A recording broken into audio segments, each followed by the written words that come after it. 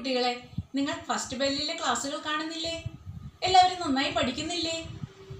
എന്തായിരുന്നു ബയോളജിയിലെ ആദ്യത്തെ അധ്യായം? പ്രകാശ സംശ്ലേഷണം എന്നാൽ എന്ത്? എങ്ങനെയാണ് പ്രകാശ സംശ്ലേഷണം നടക്കുന്നത്? പ്രകാശ സംശ്ലേഷണത്തിന്റെ ഫലമായി ആദ്യമുണ്ടാകുന്ന പദാർത്ഥം എന്തായിരുന്നു? ഗ്ലൂക്കോസ്. ഈ ഗ്ലൂക്കോസ് പല രീതിയിൽ സസ്യങ്ങളിലെ പല ഭാഗങ്ങളിൽ ശേഖരിച്ചു വെക്കുന്നു. ഇതായിരുന്നു ആദ്യത്തെ ചാപ്റ്ററിൽ നമ്മൾ പഠിച്ചത്. എന്നാൽ രണ്ടാമത്തെ ചാപ്റ്ററിലേക്ക് വന്നപ്പോഴോ, ഈ ശേഖരിച്ചു വെച്ചിരിക്കുന്ന ആഹാരം മറ്റു ജീവികൾ ഭക്ഷണമാക്കുന്നു. അവയിൽ ആ ഭക്ഷണത്തിൽ ഉണ്ടാകുന്ന മാറ്റങ്ങളാണ് രണ്ടാമത്തെ ചാപ്റ്ററിൽ നമ്മൾ പഠിക്കുന്നത്. അതായത് ദഹന വ്യവസ്ഥകൾ, ദഹനത്തിൻ്റെ ഫലമായി ഉണ്ടാകുന്ന പദാർത്ഥങ്ങൾ, ഏറ്റവും ലഘുവായ ഘടകങ്ങൾ, പോഷകഘടകങ്ങളിലെ ലഘുവായ ഘടകങ്ങൾ, ഇവയെല്ലാമാണ് രണ്ടാമത്തെ ചാപ്റ്ററിൽ പഠിച്ചത്. ഈ ലഘു ഘടകങ്ങളെ രക്തത്തിലേക്കും ലിംഫിലേക്കും ആഗിരണം ചെയ്തു. അതുവരെ നമ്മൾ രണ്ടാമത്തെ ചാപ്റ്ററിൽ പഠിച്ചു. മൂന്നാമത്തെ ചാപ്റ്ററിലേക്ക് കടന്നപ്പോൾ നമ്മൾ പഠിക്കാൻ പോകുന്നത്, നമ്മൾക്ക് പ്രവൃത്തി ചെയ്യണമെങ്കിൽ എന്ത് വേണം? ഊർജം വേണം. ആ ഊർജം നമുക്ക് എവിടെ നിന്ന് കിട്ടും? നമ്മൾ ഭക്ഷിക്കുന്ന ഭക്ഷണത്തിൽ നിന്നാണ് ലഭിക്കുന്നത്. അതായത് ഈ പോഷക ഘടകങ്ങളിൽ നിന്ന് ആണ് ലഭിക്കുന്നത്. ഈ പോഷക ഘടകങ്ങൾ നമ്മളുടെ ഓരോ കോശത്തിലും എത്തിച്ചേർന്ന് അതിന് വിഘടനം സംഭവിക്കുമ്പോഴാണ് നമുക്ക് ഊർജം ലഭിക്കുന്നത്. അപ്പോൾ ഈ പോഷക ഘടകങ്ങളെല്ലാം ഓരോ കോശങ്ങളിലും എത്തിച്ചേരണ്ടേ? അതെങ്ങനെയാണ് എത്തിച്ചേരുന്നത് എന്നതിനെ കുറിച്ചാണ് മൂന്നാമത്തെ ചാപ്റ്ററിൽ പഠിക്കുന്നത്. അപ്പോൾ അതിന് ഏറ്റവും ആവശ്യമായ ഒരു ഘടകം ഏതായിരിക്കും അത്?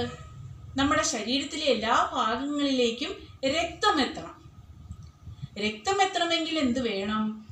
രക്തം പമ്പ് ചെയ്ത് ഓരോ സ്ഥലങ്ങളിലേക്കും എത്തിച്ചേരണം. അതിനെന്താണ് ആവശ്യം? ഹൃദയം വേണം. അപ്പം നമുക്ക് ഇന്ന് ഈ വീഡിയോയിൽ ഹൃദയത്തിൻ്റെ ഘടന എന്തെന്ന് നോക്കാം. എല്ലാവർക്കും ഹൃദയത്തിൻ്റെ ഘടന പഠിക്കാൻ താല്പര്യമില്ലേ? എന്നാൽ നമുക്ക് അതിനെക്കുറിച്ച് ഈ വീഡിയോയിൽ പഠിക്കാം. വശത്തോട് വശം ചേർന്നിരിക്കുന്ന രണ്ട് പമ്പുകൾക്ക് സമമാണ് മനുഷ്യഹൃദയം. ഹൃദയം ഒരു പമ്പ് പോലെ നിരന്തരം പ്രവർത്തിക്കുന്നത് കൊണ്ടാണ് രക്തം രക്തക്കുഴലുകളിലൂടെ തുടർച്ചയായി എല്ലാ ഭാഗങ്ങളിലേക്കും ഒഴുകുന്നത്. A human heart resembles two pumps placed side by side. As the heart works continuously like a pump, blood flows through blood vessels in all directions. ഹൃദയം എവിടെയാണ് സ്ഥിതി ചെയ്യുന്നത്? അവരസാശയത്തിൽ മാറലിന് പിറകിലായി രണ്ട് ശ്വാസകോശങ്ങളുടെയും നടുവിൽ ഇടതുവശത്തേക്ക് അല്പം ചെരിഞ്ഞാണ് ഹൃദയം സ്ഥിതി ചെയ്യുന്നത്. ഒരാളുടെ ഹൃദയത്തിന് അയാളുടെ മുഷ്ടിയുടെ വലിപ്പമാണ് ഉണ്ടാകുക.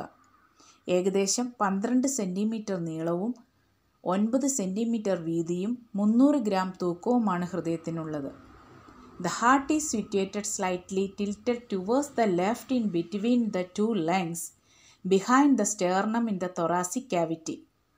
The size of the human heart is equal to the size of one's fist. It is about 12 centimeter length, 9 centimeter width and 300 grams weight. ഹൃദയത്തെ ആവരണം ചെയ്ത് കാണപ്പെടുന്ന ഇരട്ട സ്തരമാണ് പെരികാർഡിയം. ഈ സ്തരങ്ങൾക്കിടയിൽ പെരികാർഡിയൽ ദ്രവം നിറഞ്ഞിരിക്കുന്നു.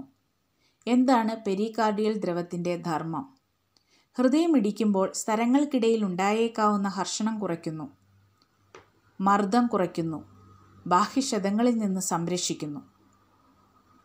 Pericardium is A double layered membrane that covers the heart. Pericardial fluid is filled in between the pericardial membrane. What is the function of pericardial fluid? Pericardial fluid helps to reduce the friction between the membrane when the heart beats. It protects the heart from external shock and maintain a constant pressure. Let us see the structure of heart. ഇനി നമുക്ക് ഹൃദയത്തിൻ്റെ ഘടന പരിശോധിക്കാം. The human heart has 4 chambers. മനുഷ്യ ഹൃദയത്തിന് 4 അറകളുണ്ട്. The upper 2 chambers are called atria or auricle and the lower 2 chambers are called ventricles. മുകളിലത്തെ 2 അറകളെ atria അഥവാ auricle എന്നും താഴത്തെ 2 അറകളെ വെൻട്രിക്കിളുകൾ എന്നും പറയുന്നു. Chambers of the hearts are separated from each other by muscular walls. ഹൃദയത്തിൻ്റെ അറകൾ പേശിഭിത്തികൾ കൊണ്ട് പരസ്പരം വേർതിരിക്കപ്പെട്ടിരിക്കുന്നു.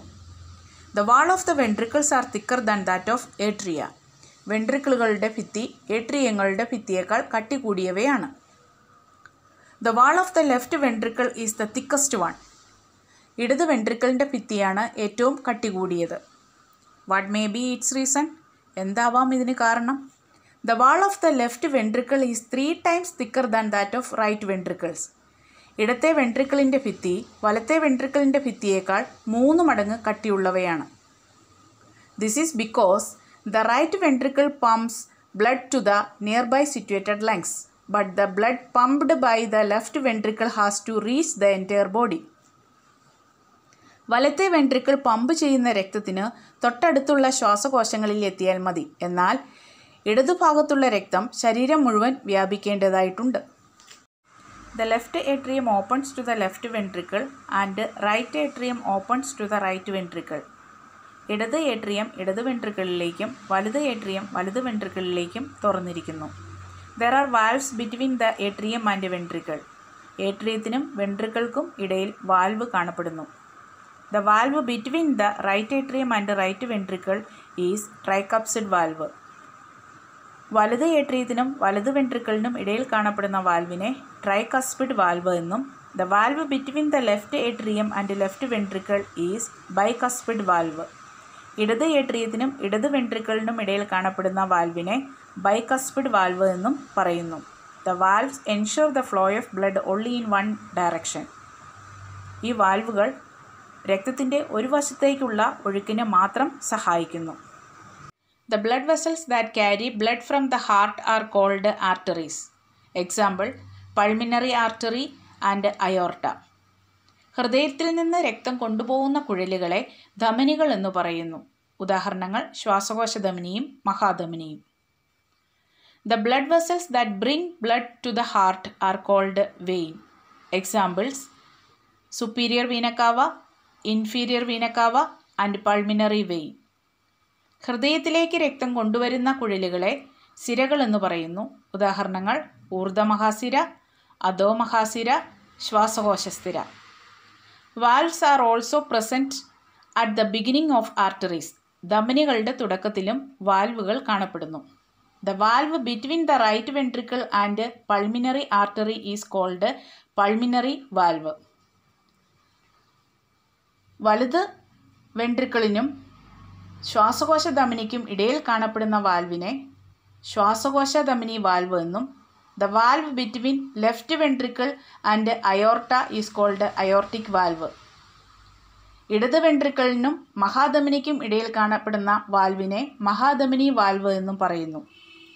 These valves prevent the backward flow of blood from arteries to the heart. ഈ വാൽവുകൾ ധമനികളിൽ നിന്നും ഹൃദയത്തിലേക്ക് രക്തം തിരിച്ചൊഴുകുന്നത് തടസ്സപ്പെടുത്തുന്നു. എല്ലാവരും ഹൃദയത്തിൻ്റെ ഘടന മനസ്സിലാക്കിയല്ലോ. അടുത്ത വീഡിയോയിൽ ഹൃദയത്തിൻ്റെ പ്രവർത്തനം എങ്ങനെയാണെന്ന് നമുക്ക് നോക്കാം.